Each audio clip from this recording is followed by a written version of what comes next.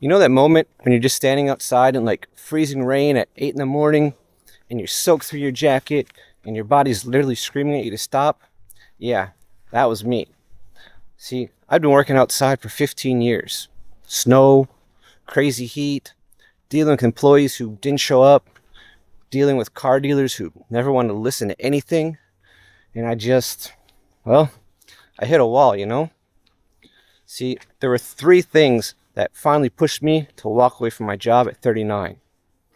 I was completely drained, like physically, emotionally, and I was obsessed with this idea of freedom. And honestly, I realized I just had enough of the BS. So let me tell you exactly how it all went down. By the way, I'm Jason. I retired early at 39, not because I had some massive nest egg or inheritance or anything like that. I just realized that I had enough money saved up, and more importantly, I had enough of the grind. Stick with me here, because by the end of this video, I'm going to show you the three-part nudge that pushed me out. And honestly, recognizing your own nudge, it might be closer than you think. So, okay, let me paint the picture for you. For over 15 years, I managed this team that worked with car dealerships, helping them with their online marketing. And that sounds okay on paper, right? Except most of the work was outdoors. We're talking rain, snow, 100-degree summers. Didn't matter. I was out there. And after a decade and a half, my body just started breaking down. Like, I'd wake up and feel this dread in my chest before my alarm even went off. That physical exhaustion, that emotional drain, it was real. You know what I mean? And here's the thing that nobody tells you about this stuff. It wasn't just the weather. I had mostly good employees, but I went through several bad ones too. I'm sure you know the type that I'm talking about. Show up late, they don't care, they create drama, and as a manager, that stuff just eats at you. You're trying to keep everything running smooth, keep clients happy, and you've got someone on your team who just doesn't give a damn. And that wears you down in a way that's, it's hard to describe unless you've actually been there. And the car dealers, let me tell you, some of them were great, but others, man, they'd argue over every little thing, never wanted to actually implement what we recommended to them, and then they wonder why results weren't happening. And after years of that same cycle over and over, I felt like I was running on fumes. I remember one particular morning, it was February, freezing cold, and I'm setting up at the dealership lot. My hands were numb. I looked around and I thought, I've been doing this for 15 years. What am I even doing? That was the first crack in the dam. That was when I started asking myself if I could actually walk away, like for real. You want to know what that February morning really felt like? Well, let me give you the full picture. I'd been up since 6:30, got to the dealership around 8. Temperature was like 18 degrees, but with the wind chill, it felt closer to 5. I'm setting up equipment, fingers are going numb even with gloves on, and the dealership manager comes out and starts complaining that we're blocking the customer parking. I wanted to scream at him like, you hired us to be here. We're doing a job that you're paying us to do. But instead, I just smiled and said, we'll move our car because, that's what you do, right? You keep it professional, you swallow your frustration, you do what you're told. But something broke in me that morning. So I'll move in the car and I catch my reflection in the side mirror. And I just looked exhausted. Like a guy who had been doing something that he hated for way too long. I can remember sitting in that car for a solid 5 minutes with the heat blasting, trying to get feeling back in my hands. And I thought about the next 10 years, the next 15 years. Did I really want to be doing this when I was 50, 55? Still dealing with early mornings and demanding clients and numb fingers in February?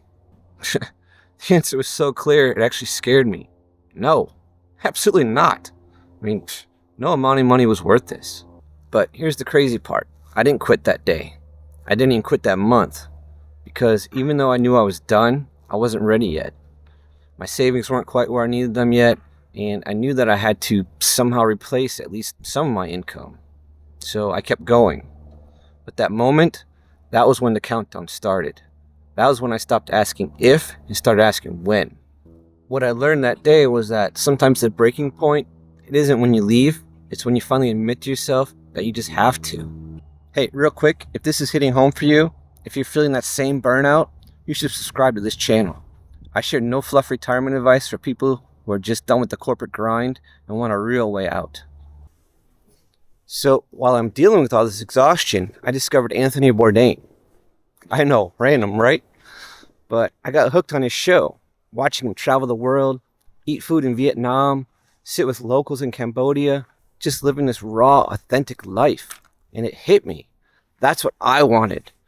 Not the celebrity part or anything, but the freedom. The ability to wake up in a new place, to explore, to eat, to experience life on my own terms. Around the same time, I'm also scrolling YouTube and I see all these people making money online while they're traveling. They're in Bali, they're in Thailand, they're working from coffee shops with ocean views. And I'm thinking, how the heck are they doing this? So I started looking into it. And I looked at all the different ways to make money online.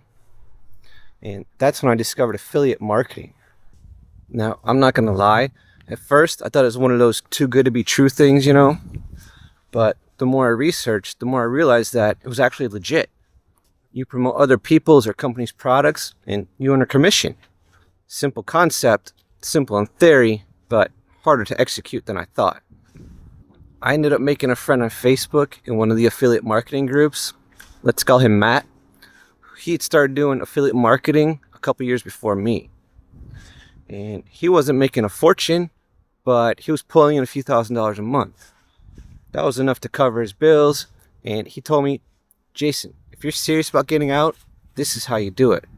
You build it on the side. You don't quit your job until it's actually working, and you treat it like a real business, not a hobby. And I gotta tell you, that conversation changed everything for me, because suddenly freedom wasn't just this abstract dream anymore.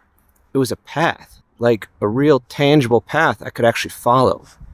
So I went all in. We're talking nights, weekends, any spare time that I had, I was learning affiliate marketing, building websites, creating content, testing strategies. And man, it was hard. The first 4 to 5 months, I made nothing. There were months that I wanted to quit, but the vision of freedom kept me going, you know? But let me be honest with you about what those months actually looked like.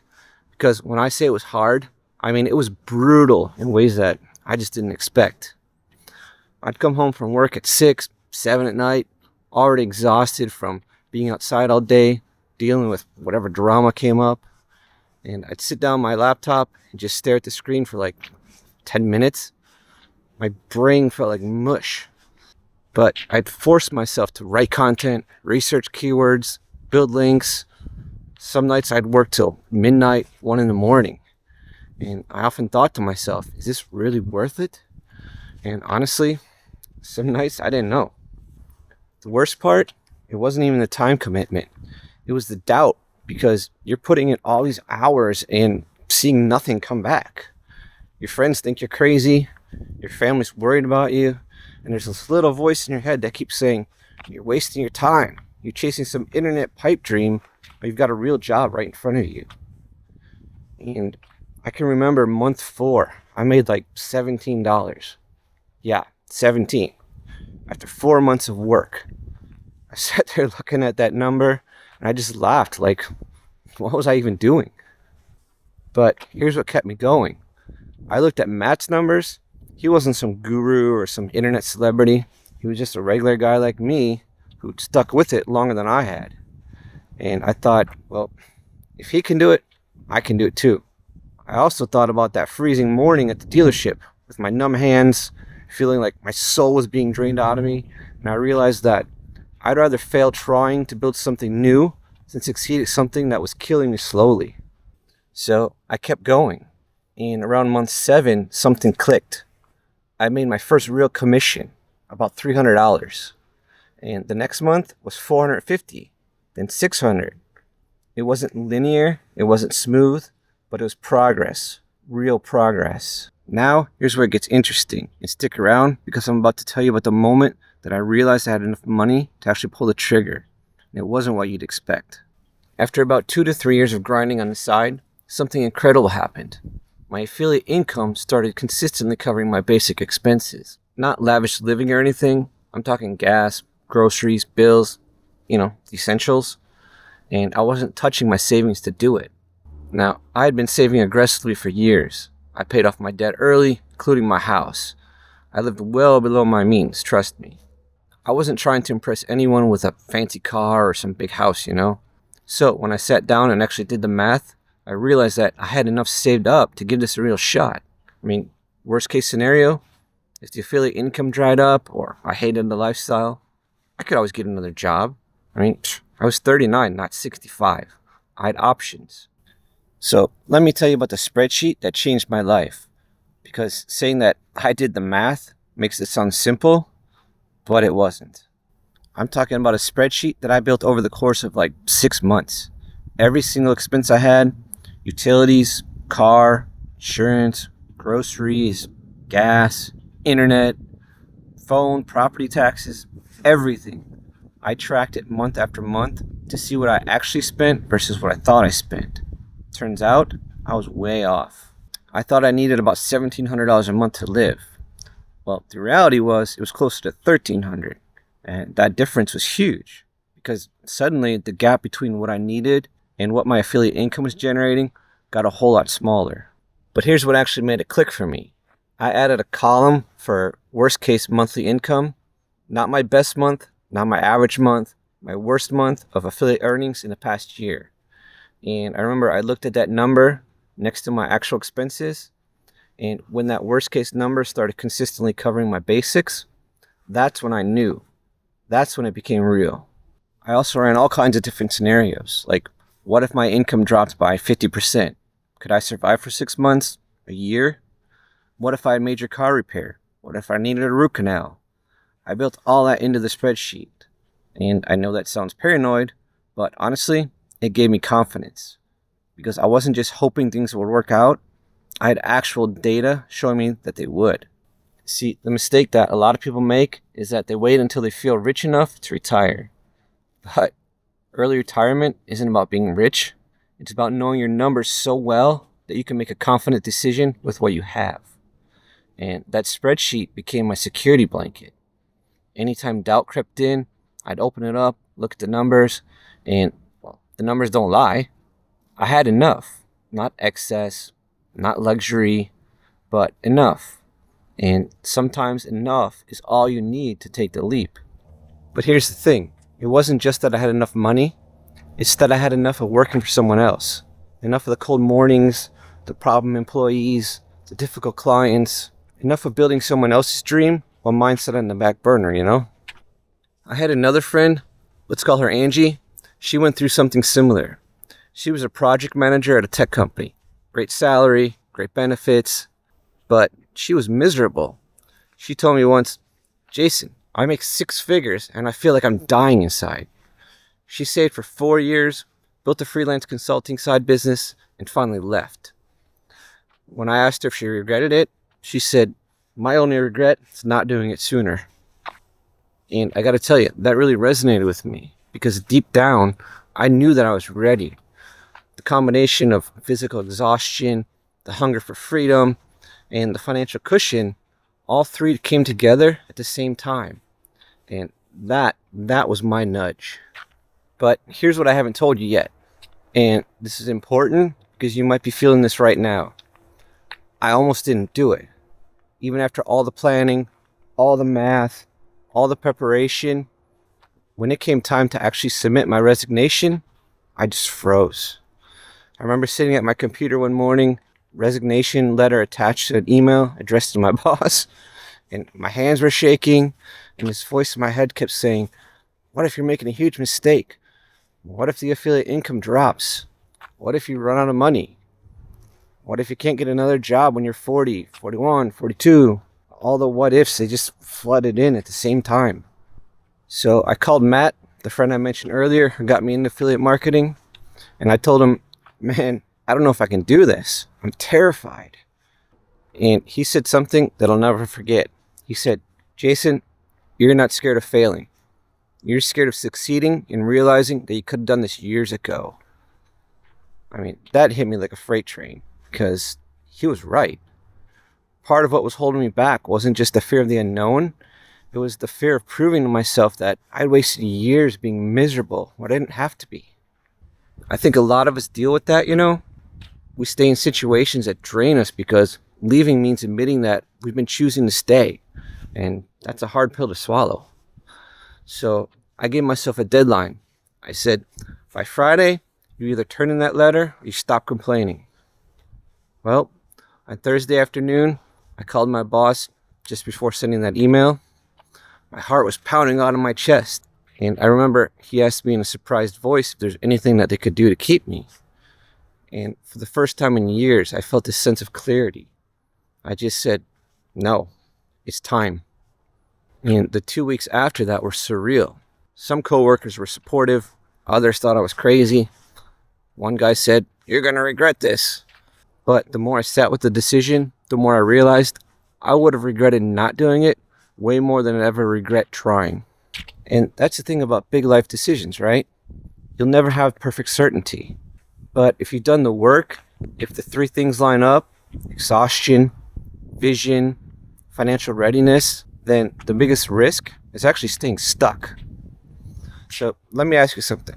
If you could walk away from your job tomorrow, what's the first thing you do? Drop in the comments. I'm genuinely curious. So here's what I learned from my experience and what I think applies to anyone considering early retirement or any major life shift. First, are you emotionally and physically drained?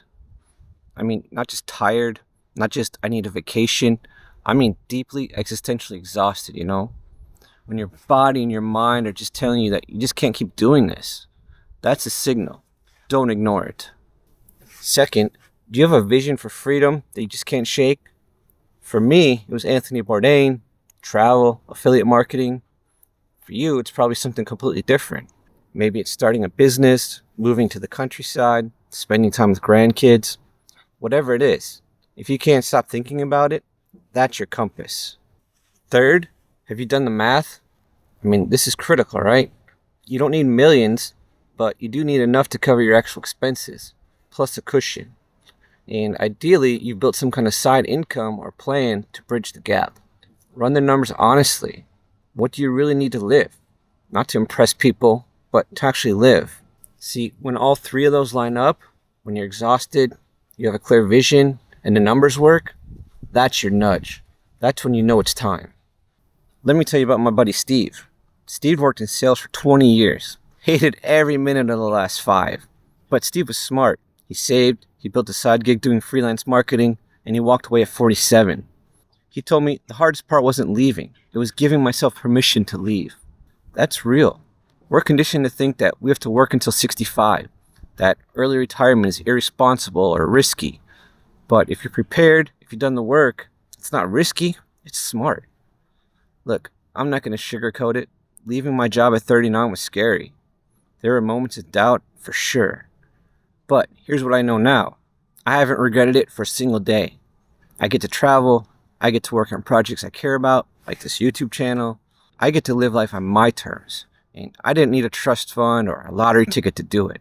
I just needed to recognize my nudge and to have the guts to follow it. If you're feeling that same exhaustion, if you're craving freedom, if the numbers are starting to line up, pay attention. Your nudge might be right in front of you. And trust me, the regret of not trying, it's way worse than the risk of giving it a shot. If you want more retirement insights like this, watch this next. I'll see you in the next one.